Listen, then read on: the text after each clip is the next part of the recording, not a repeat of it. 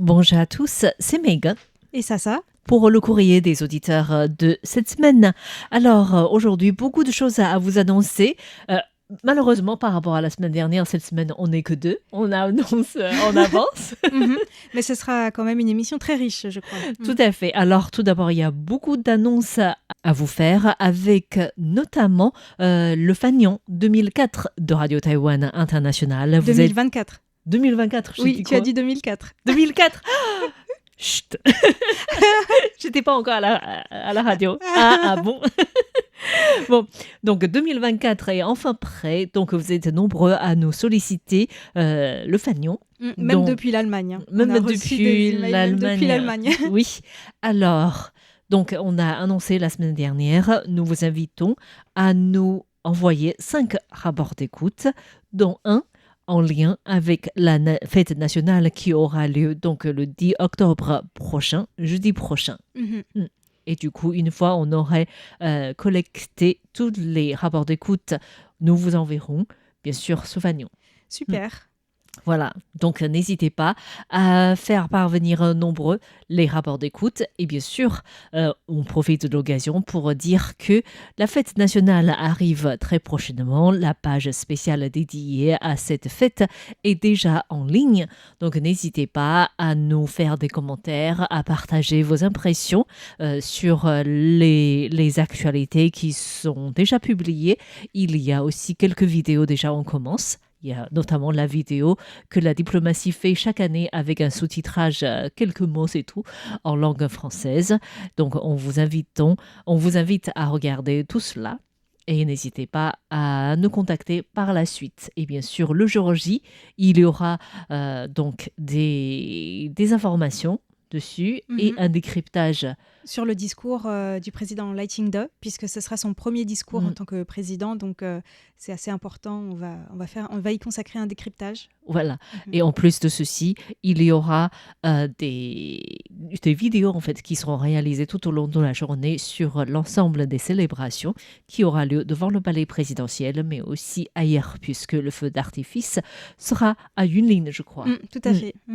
Voilà. Et bien sûr, un grand merci à tous les auditeurs qui nous ont exprimé leur soutien à l'occasion du passage du typhon Kraton à Taïwan, en fait. Ça a créé pas mal de dégâts, notamment des glissements de terrain, des inondations. Surtout dans l'extrême sud et dans l'extrême nord. C'était vraiment assez incroyable. Merci de votre soutien. Et maintenant, nous allons rappeler les concours. Voilà. Alors, tout d'abord, le concours du mois d'octobre. Je rappelle la question, c'est quel cadeau a été offert au pape François par la délégation taïwanaise œcuménique au Vatican à la fin du mois de septembre. Et donc, pour les personnes qui nous répondront, il y aura un tirage au sort pour désigner 3 gagnants qui gagneront des blocs-notes. Oui, alors c'est des blocs-notes avec des inscriptions en caractères traditionnels chinois, donc ça fait original. C'est pas quelque chose que vous trouverez facilement chez vous. Et sinon, il y a eu plusieurs cadeaux d'offerts au pape, donc on vous invite à en parler, à en dire un, ça suffit en fait. D'accord. Alors, en ce qui concerne le concours trimestriel de octobre, novembre, décembre, la question porte en fait sur une exposition qui est organisée actuellement en collaboration avec la France dans un musée taïwanais qui célèbre son centenaire. Et donc la question, c'est quel est ce musée et quel est le nom de l'exposition. Là aussi, il y aura 3 gagnants. Et ils gagneront une bouteille d'alcool taïwanais, non pas en vraie bouteille. Non, malheureusement. Mais en magnette pour coller par exemple sur le frigo. Voilà, j'ai l'impression d'avoir vu déjà de nombreuses bonnes réponses en fait. Certains nous suggèrent de rendre encore plus compliquées les questions parce qu'apparemment, il y a des personnes vraiment très célèbres dans l'organisation de cette exposition. En tout cas, merci d'avance pour votre participation. Et maintenant, on va passer au concours. Non, aux questions. Oui, aux questions. En fait, peut-être avant de répondre aux questions, je voudrais saluer Daniel Villon qui, en fait, elle a répondu à ma question. Elle a répondu à ta question. En fait, C'était quoi comme question? je rappelle le contexte. Donc, Oui. dans Taïwan, dans toute sa diversité, je fais plusieurs séries et notamment une série sur les tiers-lieux. Oui. Donc, dans cette série, j'avais demandé quel était le tiers-lieu que les auditeurs aimaient fréquenter le plus, en fait. Et c'est souvent quand on ne peut pas y aller, par exemple pendant le Covid, qu'on se rend compte que en fait, c'est un lieu qui est important ou qui nous manque. Voilà. Et donc, elle a dit qu'elle a beaucoup apprécié cette série d'émissions et que le lieu qui lui manquerait le plus, eh bien, en fait, c'est son club de danse. Ah, effectivement, en fait. Parce que en fait, quand elle est là-bas, elle est complètement déconnectée de tous les aléas de la vie quotidienne et c'est indispensable pour le bien-être. Oui, Donc... et le club danse, c'était bien interdit à Taïwan aussi pendant le Covid, justement en raison de l'espace en général clos, en fait, et un nombre suffisamment important des fois, en fait. Ouais.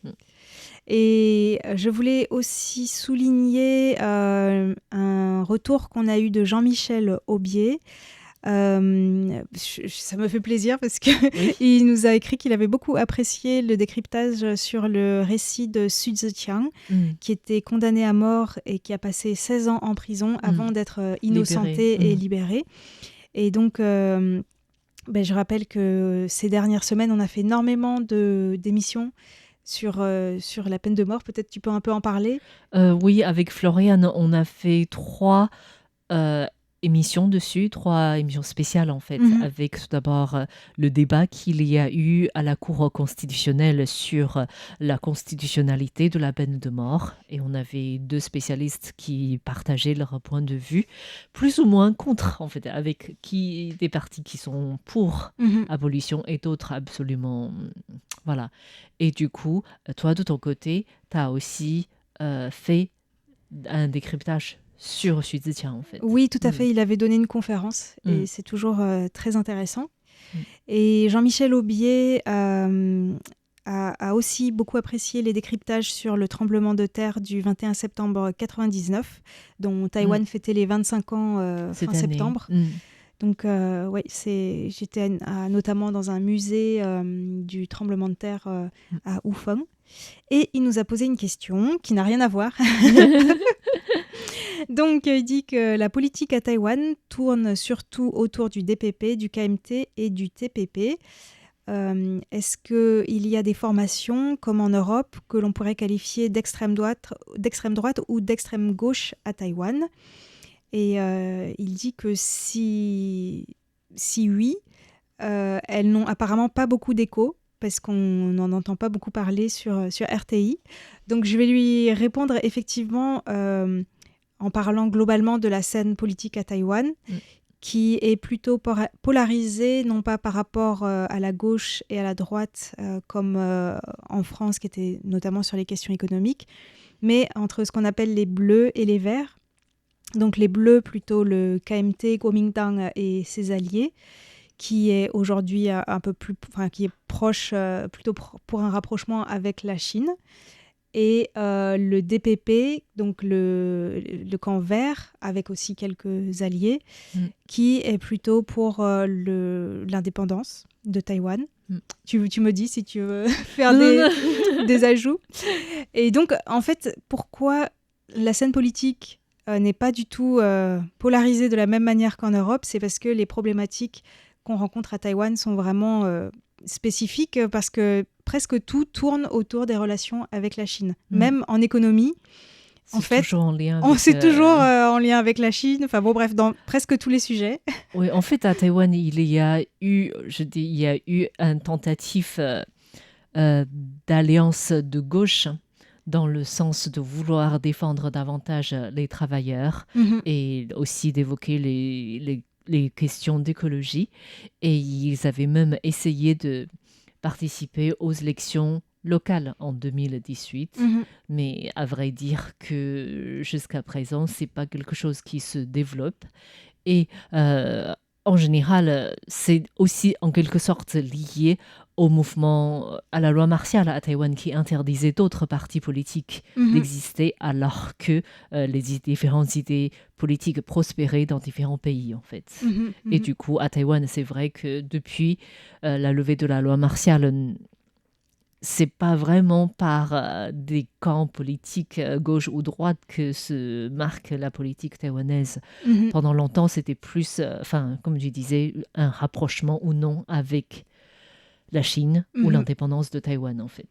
Tout Hmm. à fait. Ben, je pense que tu faisais référence au Parti social-démocrate, Non, peut-être? c'était pas ça. Non? C'est une alliance gauche. D'accord. 左派联盟. Hmm. Ok. Hmm. Parce que en fait, c'est vrai que donc il y a le camp bleu, le camp vert ou le DPP et le KMT, mais il y a aussi plusieurs tentatives pour Hmm. d'autres partis, mais qui n'ont jamais réussi à Non. atteindre l'importance du KMT et du DPP. Par exemple, après le mouvement des tournesols, il y a eu le New Power Party, mais il n'est vraiment plus très important aujourd'hui. En tout cas, il est plus vraiment représenté au yuan législatif, Non. comme il l'était ces dernières années. Hmm. Et aujourd'hui, c'est plutôt le Parti du peuple taïwanais, TPP, qui justement se veut ni bleu ni vert.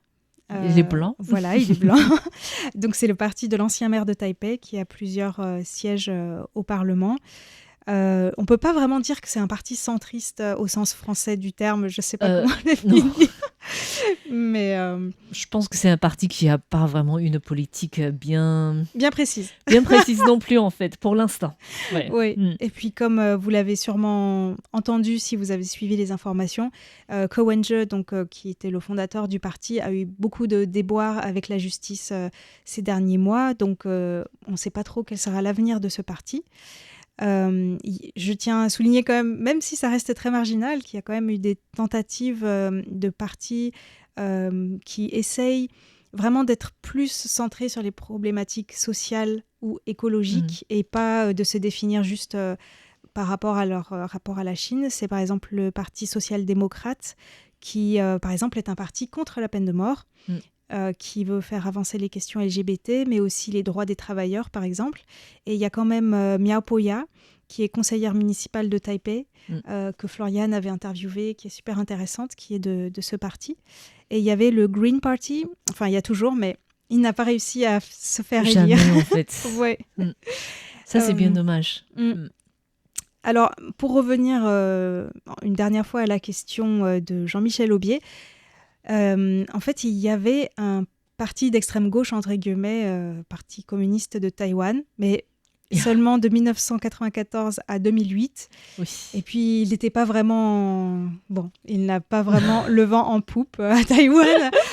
Parce que c'était très surveillé, en fait. C'était avec la loi martiale, avec la politique de l'époque de KMT vis-à-vis de la Chine, en fait. Le parti communiste taïwanais. Ça n'a pas marché. Non. Voilà. Ça fait flop.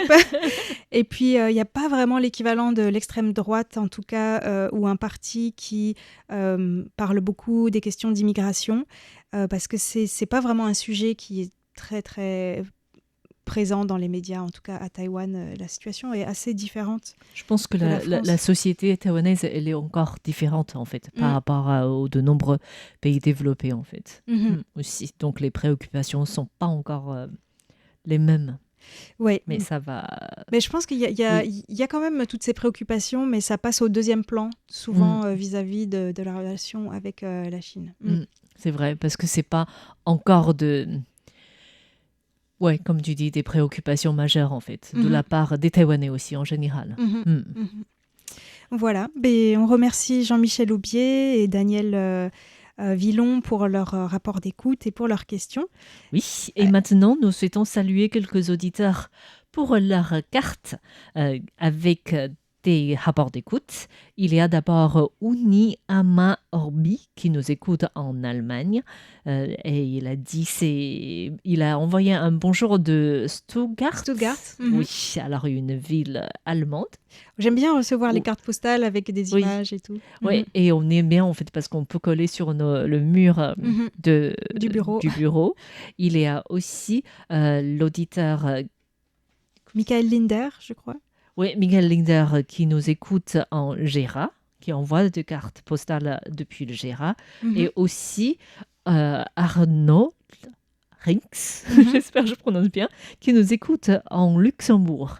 Ça fait plaisir. On a rarement de rapports d'écoute de la part de l'Allemagne, des auditeurs de l'Allemagne et de Mhm. Luxembourg, en fait. Et c'est pas des rapports qui étaient en lien non plus avec la transmission de Dame Shui. Mhm. Donc, c'est un plaisir. Et aussi, nous avons 2 courriers manuscrits Mhm. de la part de la Malaisie réalisés mi-août et début septembre de la part de Peter Ng. J'espère que je prononce bien. Mhm. Et il nous a capté avec des fréquences des sympos de 4. Donc, ça reste correct et il a beaucoup apprécié nos émissions. Voilà, merci à ces auditeurs pour leur rapport d'écoute. Est-ce que tu veux répondre à une question ou, On ou peut, je- Oui. on peut répondre à une question de la part de Christian Guibordeau tout d'abord. Et il souhaite savoir justement à propos de la fête nationale, est-ce que l'ancienne présidente Tsai Ing-wen sera présente parmi les invités? Ou alors les anciens présidents, une fois leur mandat terminé, se font très discrets et Plus ou pas. moins. Ça dépend lesquels. Ça dépend des gueules et ça dépend surtout qui est au pouvoir, Mm. en fait. Donc, les anciens présidents de la République ne sont pas forcément là dès qu'il y a une alternance politique. Mhm. Voilà. Et du coup, par exemple, pour KMT, depuis qu'il a perdu le pouvoir entre 2000 et 2008 et 2016 jusqu'à maintenant, Mhm. en fait, le KMT essaie toujours de faire quelque chose à part, souvent en association avec la mairie de Taipei, qui est Mhm. souvent dans les mains du camp bleu, en fait. Mhm. Et du coup, c'est rare de voir Ma Ying-jeou présent à la fête nationale de double 10. Mhm. Tsai Ing-wen, on ne sait pas encore pour l'instant, il n'y a aucune information dévoilée sur sa présence ou pas, Mhm. mais ça ne serait tardé, je pense. Mais quand même, elle a une personnalité plus discrète, je trouve, depuis qu'elle n'est plus présidente. Elle a été vraiment très très discrète. On l'a vu récemment, je crois, à Kaohsiung, avant le typhon, peut-être 2 semaines avant le typhon. Elle s'est promenée avec le maire de la ville en bateau, etc. Mais sinon, on la voyait très rarement. Je pense qu'elle se repose peut-être. En revanche, par exemple, le président Ma Ying-jeou, il a continué à faire quelques déclarations, toujours un petit peu dans la même veine de ce qu'il disait quand il était président, mais donc après son mandat. Et c'est vrai que le président Chen Shui-bian, pour lui, la problématique était un peu différente puisqu'il était emprisonné. Mais quand même, on l'a vu de plus en plus ces derniers temps. Voilà. En tout cas, je trouve que la présidente la plus discrète, c'est Tsai Ing-wen quand même, C'est après Tsai son mandat. Ing-wen, oui, elle se prononce des fois pour des sujets qui la préoccupent, comme Mhm. par exemple pour la boxeuse Lin Yuting. Ah d'accord. Elle était la première de la classe politique à réagir, à la Mhm. soutenir avant tout le monde en fait.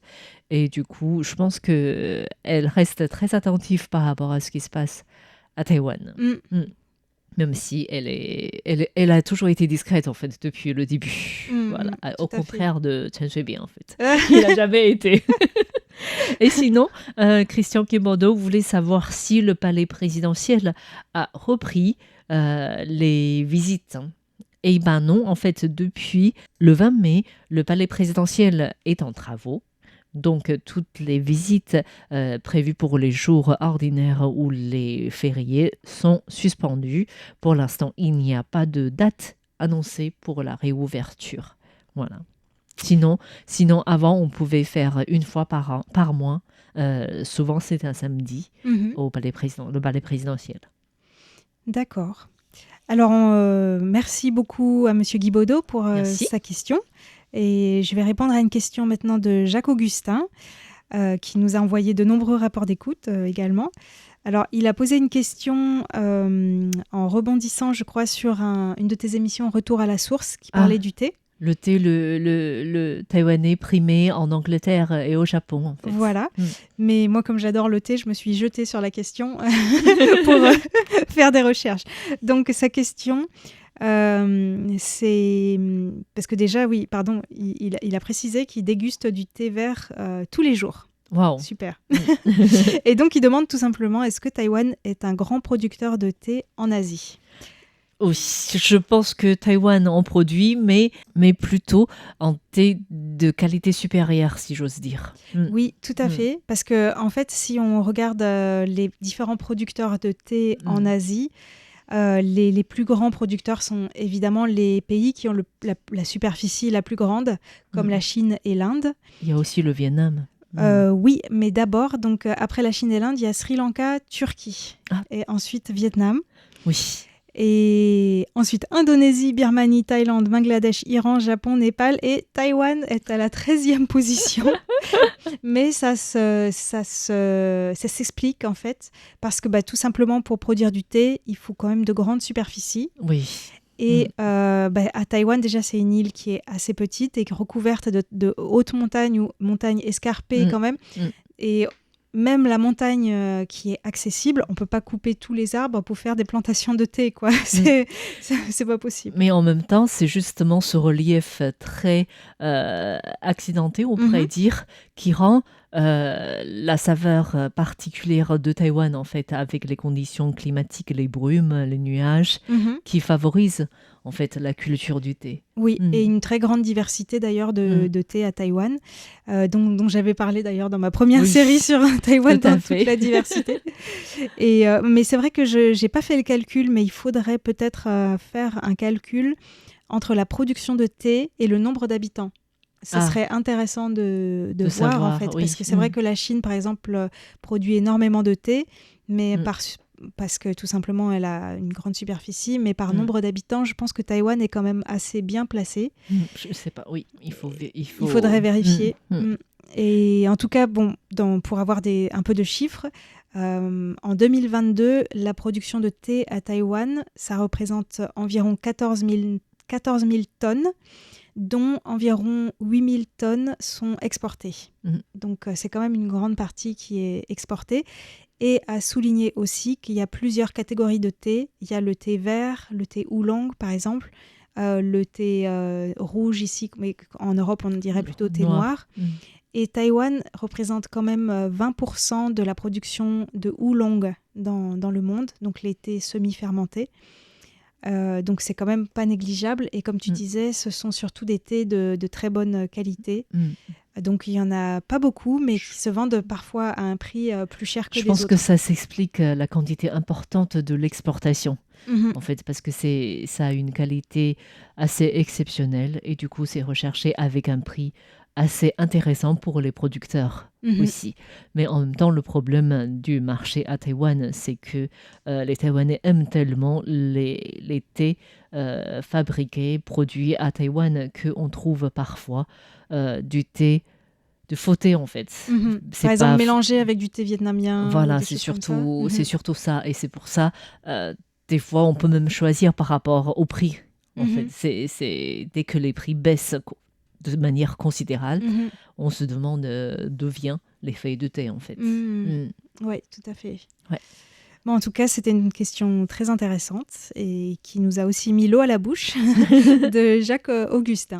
Oui, Jacques Augustin avait une deuxième question, en fait, justement cette fois-ci, concernant la médecine. Et il voudrait savoir si les téléconsultations existent à Taïwan et est-ce qu'il y a des médecins à la campagne. Les médecins à la campagne, c'est un sujet très complexe à répondre dans le sens où, comme les enseignants, à la campagne, tout manque. En fait, les grandes infrastructures médicales manquent, tout comme les médecins. Mais dans les lieux éloignés, on parle plutôt des weishensuo, donc des petits centres de santé qui a quelques médecins et qui proposent des soins. Mais par rapport à distance, c'est vrai que c'est assez difficile quand même la plupart du temps. Et la téléconsultation, ça c'est quelque chose qui se développe de plus en plus. Je ne sais pas si tu as déjà eu l'expérience de téléconsultation. Non.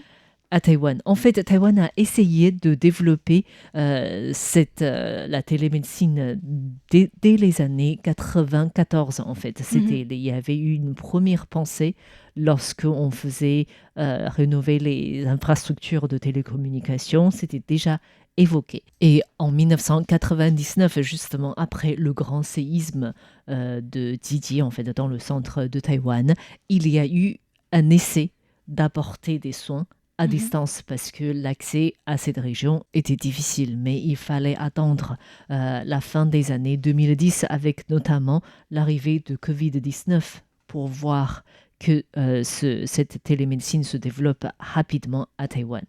Ainsi, en 2018, Taïwan a mis pour la première fois la loi sur la consultation à distance. Et cette loi a été amendée récemment et entrée en vigueur en juillet dernier seulement. Donc, avec cette dernière modification de loi, il y a en tout 10 types de catégories de patients possibles pour recevoir des soins à distance. Il y a d'abord des soins après des urgences, c'est-à-dire si on a eu une urgence quelconque et dans les 3 mois qui suivent, si on n'est pas en mesure de se déplacer jusqu'à un hôpital, on peut faire une consultation en ligne. Et il y a bien sûr le service de soins à longue durée que Taïwan essaye de développer avec le vieillissement de la population. Il y a, de manière assez étonnante, des soins médicaux à distance, mais à l'international. Et pour l'instant, c'est souvent des Taïwanais d'affaires qui sont implantés à l'étranger, comme au Vietnam, qui reçoivent ce genre de soins à distance. Il y a des personnes qui souffrent, qui sont en phase terminale de certaines maladies, peuvent aussi faire ce genre de demande. Et bien sûr, en plus de ceci, il y a des personnes à mobilité réduite. Et il y a aussi des patients qui peuvent se retrouver dans des centres carcéraux et il y a ce qu'on appelle télécare. Donc, ce n'est pas vraiment une consultation, mais une surveillance avec les différents équipements qui permettent à une personne, notamment des personnes âgées, à être connectée. Donc, on peut surveiller ces différents chiffres par rapport à sa santé pour savoir si la personne est encore en bonne situation, en fait. Voilà, tout cela. Et bien sûr, toutes les personnes qui souffrent des maladies chroniques peuvent facilement avoir un médecin en ligne pour avoir justement des médicaments parce que les prescriptions ne durent que 3 mois en fait. Ah oui. Donc il faut le renouveler tous les 3 mois. Et la prochaine étape, c'est des soins psychologiques parce que là, pour l'instant, des soins psychologiques sont proposés uniquement aux personnes dans des prisons, en prison par exemple. Et là, Taïwan étudie la possibilité de l'élargir à d'autres personnes qui sont dans le besoin. Et on peut dire que, je disais tout à l'heure que c'est pendant le Covid que ça a pris une expansion rapide. Et c'était à l'époque, pendant les 2 années de Covid, il y a eu plus de 7 500 000 de consultations en ligne. Wow. Donc ça s'est développé assez rapidement en fait.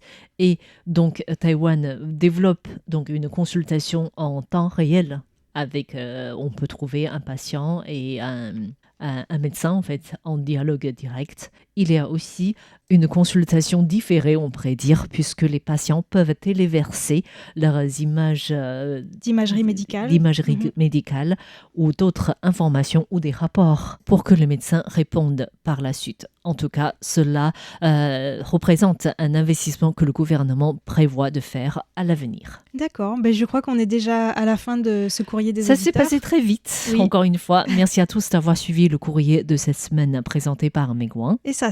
Pour RTI. À bientôt.